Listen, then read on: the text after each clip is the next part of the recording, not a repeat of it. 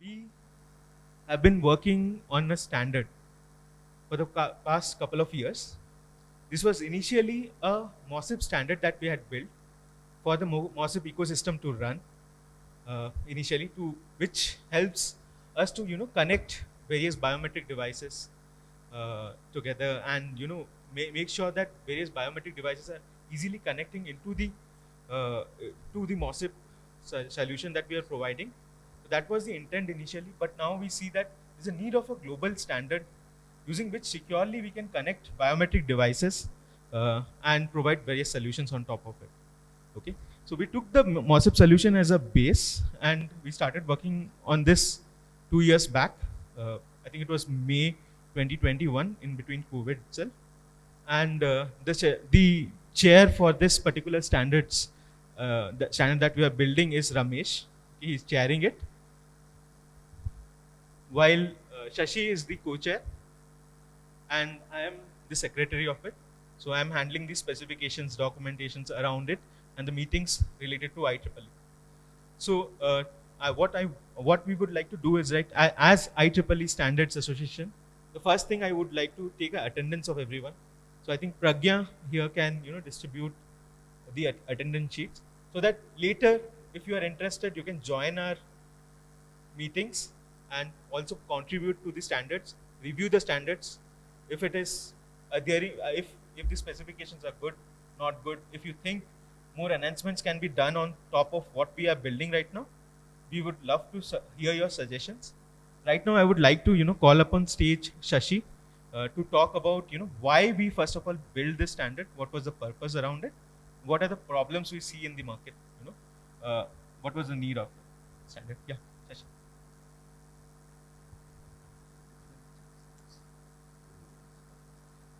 Thanks, Rounak. So the standard is like a 2.5 years work. What we today have, and we are slowly moving into an implementer's draft as we speak. So we have experimented in 2 ways. One, we started with the standard, and second, whatever quickly we can put together, we kind of put together with a lot of our partners' help, and we try to implement that in MOSIP and trial test that, how much of this is working, how much of that has a problem, and what are the relative problems that we could see. So there is some level of understanding in the market with what MOSIP's implementations are and the country scale work is. The other is about this standard itself that we have been going over with quite a lot of partners, labs and others together to see what can be done here better. Okay. Quickly, the purpose is to make sure biometric devices could simply become a plug and play within the systems. That's the basic idea, but at the same time, security is a bigger problem. To a great extent, I think FIDO is a classic example of what they have done, where the biometric gets seamlessly integrated into your phone today. But our standard specifically focuses on applications and solutions. This is not everywhere that you would use it, but there are specific places within the solution landscape where you need to provide biometric fingerprints to match against a database, like your visa application, police databases, enrollment for a national ID, or enrollment in a company for a biometrics for whatever purposes and reasons due to the critical infrastructure nature, right? There are several such applications that needs biometric data to be captured, brought out from the device, and sent to the server for processing or deduplication or other purposes, for whatever purposes that they could build that. In all these cases, the old model of working was you find a vendor, you find a device provider, you work with him. It's great in the beginning, everything works well. But when the newer innovation comes, the newer set of devices come in, you kind of end up in a trouble where you continue to use these older systems for a very, very long time. You're literally vendor locked to a great extent. It kind of doesn't let you fall through all the new innovation and move to the next stage of what your application should be or could be. So the idea is to see if you can build some kind of an interface which could let people and biometric partners to innovate their solutions, and as a solution providers, maybe visa application, right? For example, if you take, they could then use any of these devices, check for their quality, verify, and then they could actually plug and play these devices. Then they have an option to look at multiple devices, see what works for them best, and choose them. There is a business continuity plan, there is a risk avoidance, and quite a lot of things that comes in along with it. The same model, you could extend it to the model for authentication. So what I said in the beginning is about data collection for registration kind of a work. Then you need potentially for authentication kind of work, you similarly get into the similar problem. While, as I said, FIDO is doing a beautiful job of what it has done on the phone, right? And they're innovating continuously about it. But there are also use cases in the marketplace today wherein a need for an assisted device to capture your biometric and then provide services, right? Relief camp. In a classic example, MOSIP authentication itself is a classic example wherein we see places where people don't own smartphone or any device in their hand. They would like to go to the nearest cyber cafe, verify themselves, and enable them for some government benefit deliveries and service deliveries. So in those cases, they don't own a personal phone. The FIDO kind of models don't work because your biometric is tied to the phone, and they get difficult when an assisted model or people who have this digital barrier are trying to get in. So that digital barrier has to be broken to do it. We are not advocating here, this is the solution you should use everywhere. This is a solution where it has its own space where it has to be used, and there are other spaces where you should use the other solutions. So the idea here is how do we make those kind of interactions safer, easier, and better for people to interact and do it. Again, the same plug and play model. If you think about the authentication story or the verification side of the story, you're speaking about probably a country of 8 million would need 100,000 or more number of devices on the field. And you're speaking about multiple suppliers, multiple partners, banks buying it. You will have the NGOs purchasing it. So you can't tell the entire country or dictate the entire country to buy one fingerprint device all around. So there's a need to leave that to the market to innovate it. There's a need to get the supply and the demand correct, right? And that's the place where this problem statement fits in. So it has its authentication problem. It has its registration problem. These are the problems that we took as a working area for this work group. The work group is almost, as I said, 2.5 years of old. We have been going through multiple stages of this development. This contains all the learnings that we did from MOSIP. This is not exactly what MOSIP uses. So in one way, this is a learning of experiment that MOSIP has done on the field, plus working with our partners and our understanding and our labs together. Scope of the specification, you should be able to discover the biometric devices. You should be able to obtain information about the biometric devices. Quite a lot of times that seems to be very, very important for auditing and other purposes that is listed in the law of those countries in certain cases. So that was brought in. Then you need to have an interoperable standard, both in terms of biometric data as well as the biometric devices, right? And obviously, we want to be device agnostics. We don't want to have a different API for an iris device versus a palm device versus a fingerprint device. We want to combine them into a single standard and get them through. This standard relies on quite a lot of other standards and previous work. It's not that we have thrown away any of the existing work and then just got in. This involves quite a lot of ISO standards that are existing today, the CBEF standards that exist today. A lot of those things are reused within this in a certain way and certain working models, right? So that's the overall scope of the biometric specification. As I said, this is the timeline that you're looking at. It started way in 2022. It has gone through multiple of the working group's suggestions and contradictory opinions. Some of them have been dropped. Some of them has been adapted based on how the working group has decided. So it's a working group that meets every month once. Yeah, it's a working group that meets every month once with an online Zoom call. And a lot of discussions happens around it to see how do we make this as an internationally adaptable standard for this particular problem statement. Okay. Do you want to explain the model process? Okay, this will just skip. This is an IEEE process that we have to follow in order to achieve this. There is a certain methodology to the madness that you go through. It's not just purely tech. It has to be a process and certain mechanisms that has to be followed as per IEEE norms, and we continue to do that. I'm going to quickly jump out. We will skip these. Okay. we directly get into the specifications. Do you mind doing that specification explanation? Thank you, Shashi. You can click here. So we have. Let me just ask one question. How many of you are part of the biometric ecosystem in MOSIP? Can everyone raise your hands? Okay, I see few of them.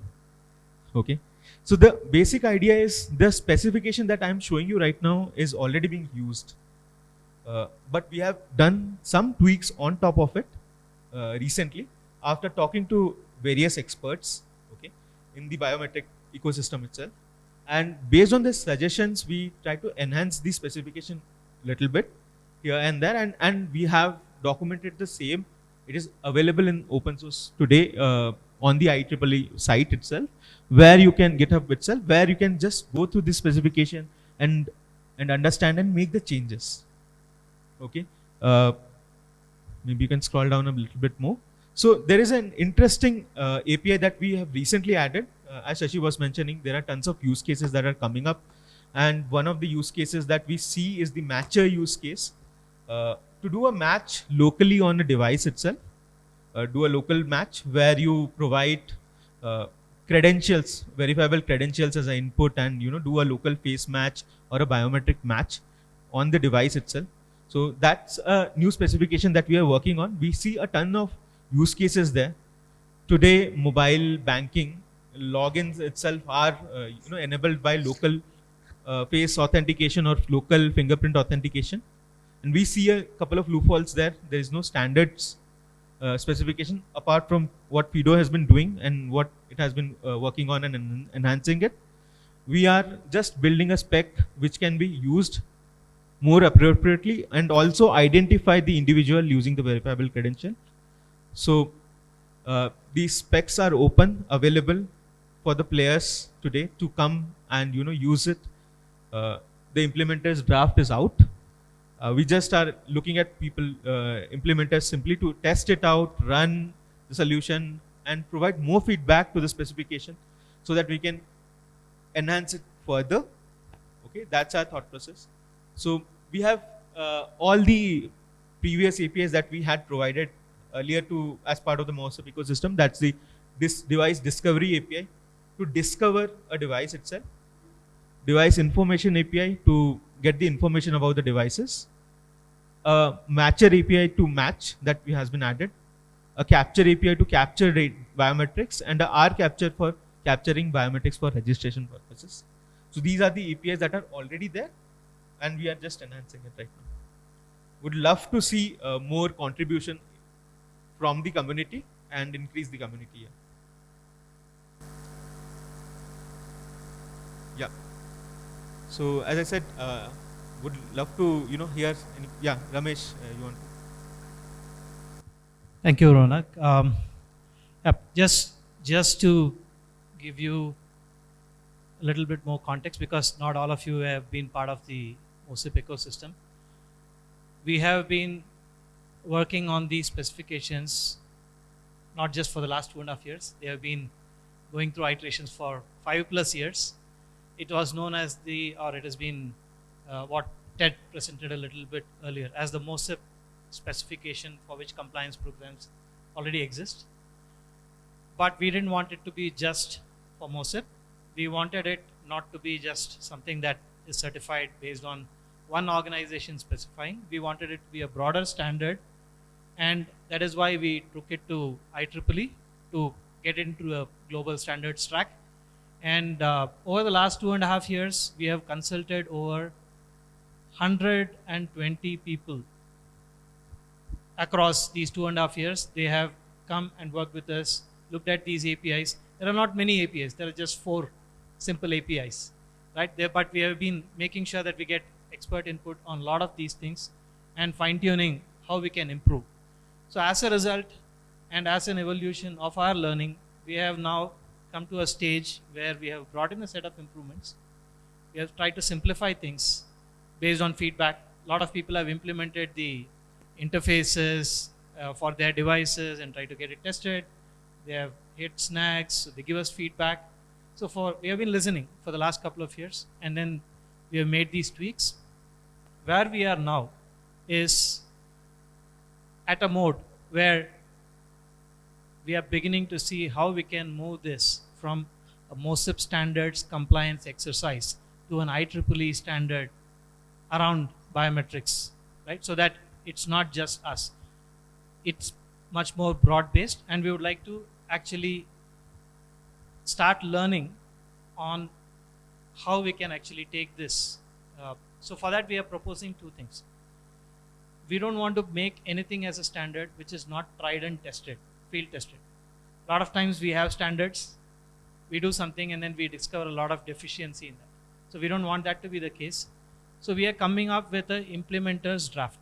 So we are now ready where later this month, we should be able to actually offer a draft which is ready for implementation. We would like to invite partners from the ecosystem to actually take this and implement it.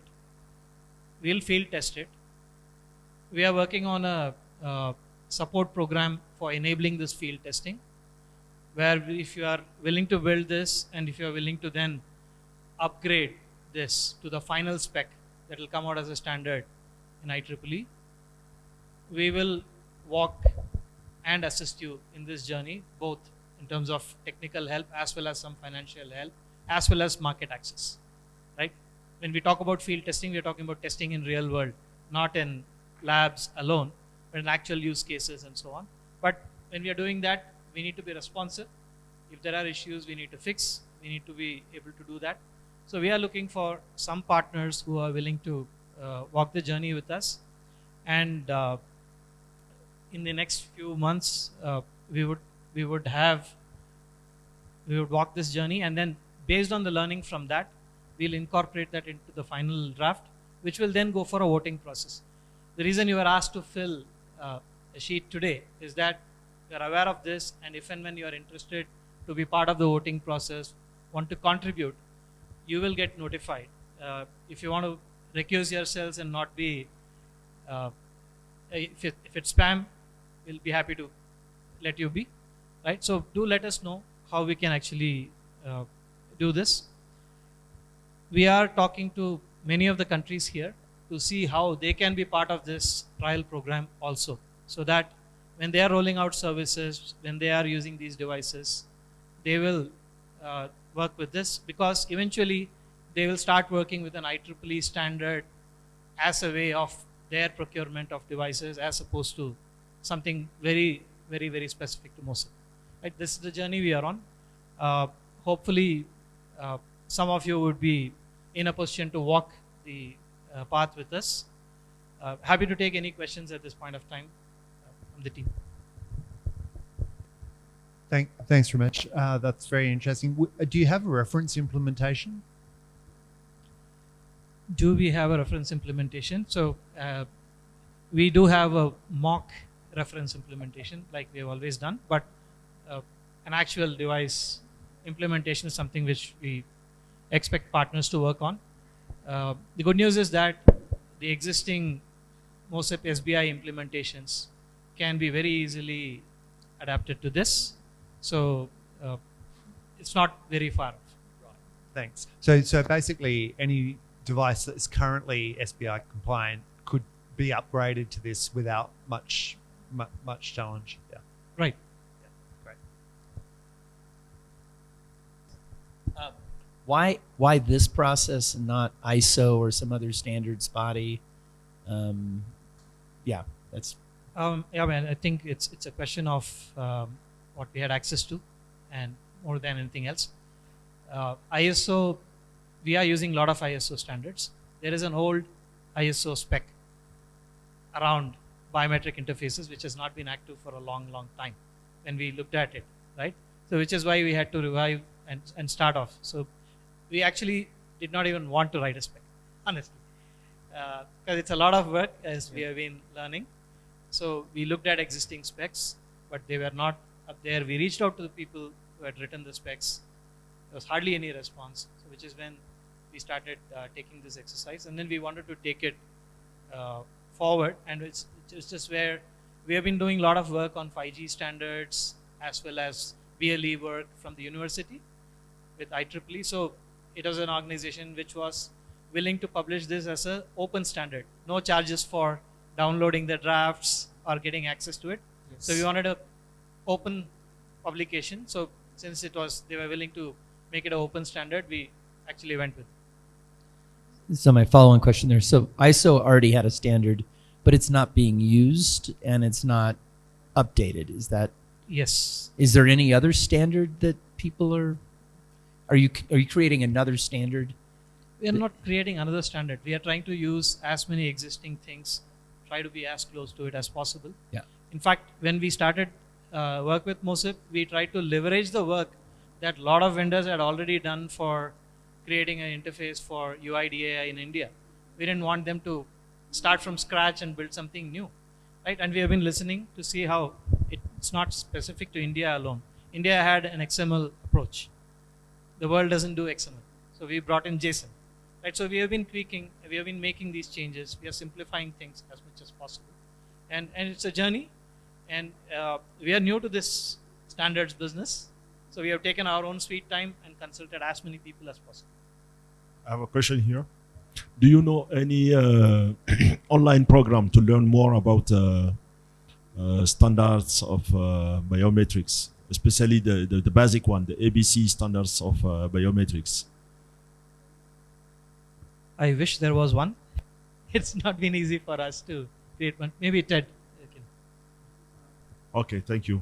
I Please. saw the Big C Academy somewhere. That's it. Good.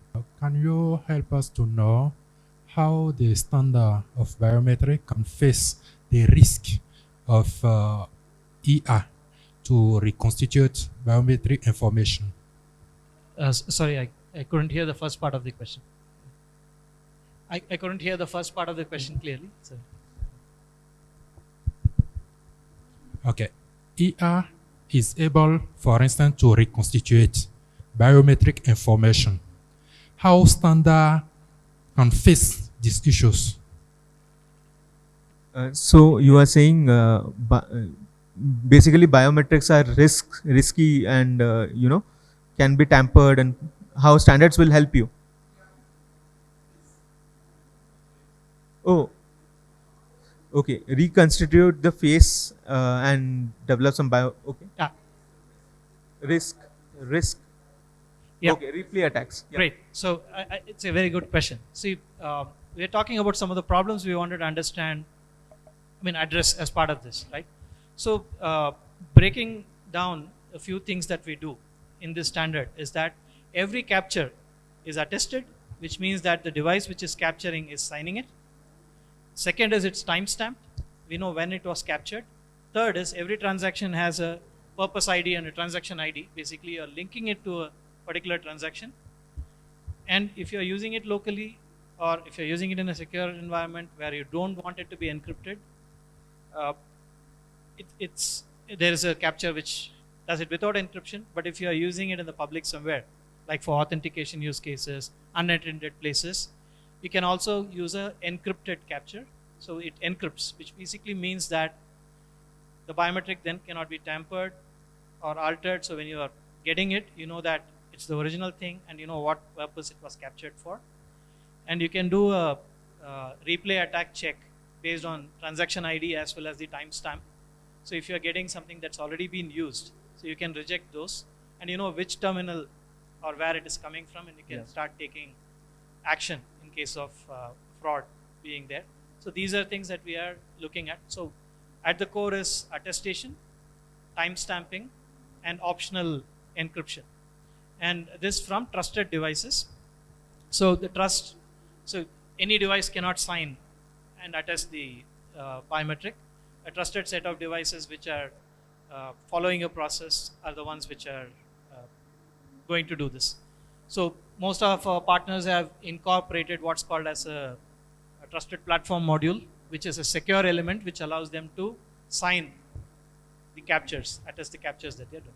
So this is how we take care of replay attacks or non-repudiation or modifications of the data if anything is being altered, those kind of cases. Sorry, Ramesh. asking too many questions. But I'm interested to know, there's the Microsoft standard to do just on this particular topic to do with image authenticity, right? Which is signing at the camera. To what extent is that compatible or absorbed by or in contradiction to what you're doing with this standard? Yeah. So there have been multiple initiatives over time. So there was something from Adobe, which then Sony also joined. So there are some cameras from Sony which actually attest the captures, right? And then Windows Hello as a program, which allows people to log in into their laptops using the face, also mandates that the cameras that are used as part of Windows Hello actually attest the capture. But these all have been built in isolation. They want to control the whole flow and ecosystem. In fact, Azure now offers identity verification services in the cloud, where you need to send the biometrics to the cloud, to their server from wherever you are capturing it. But then they use their proprietary mechanisms, and other devices, other services cannot comply with it without a specific integration and paying money to Microsoft. What we are trying to do is figure out how a device from one person, an application from a second person, a service maybe from a third person, can all work together, right? It's a plug and play kind of an environment where by using standards, there's a lot of interoperability and ready-made out-of-the-box solution building can be done. Okay? I mean, if nobody else has another question, I don't mind asking a couple more, or we can talk later. So I guess on the device encryption and the secure enclave concept, is this relying then on the architecture?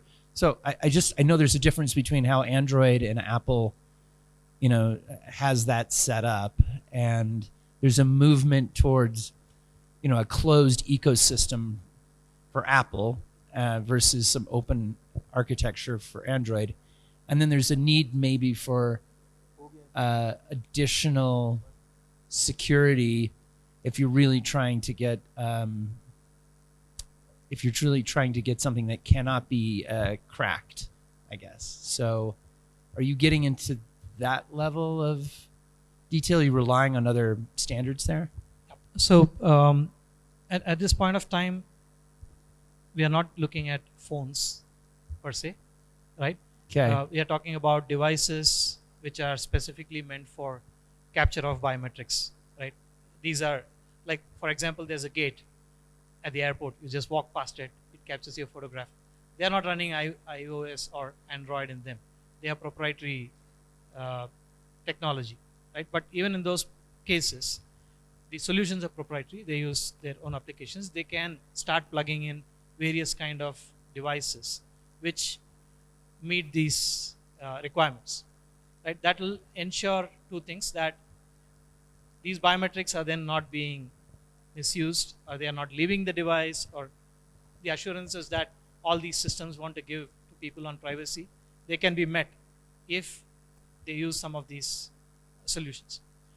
How do they enable it? Today, most of our partners, they are incorporating these secure chips which are coming from multiple chip manufacturers as part of their building their devices. So right now they are not full secure enclaves where you can execute code. They are maybe just good for generating keys, signing, or encryption, decryption, those kind of activities, right? And some small code to do key rotation. So it's a small, inexpensive element that goes in.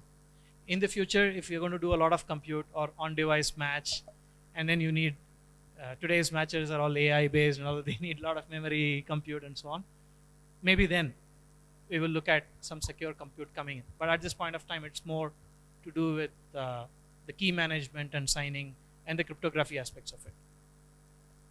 As we said, right, we have a meeting every month, a working group meeting, where we expect people to come in and provide their suggestions and feedback. Tomorrow also we are going to have a workshop, a similar session called IEEE working group session. That's going to happen at 5:30 tomorrow in one of the meeting rooms. I'll be sending out the details over the emails that you have provided, so that you can join the meeting once and understand, how the process works. It will be a very short 1 hour meeting where we will be discussing about the spec, what we have done, and merging some of the changes that have come up in the past discussions that happened. Okay, so see you soon. Thank you everyone.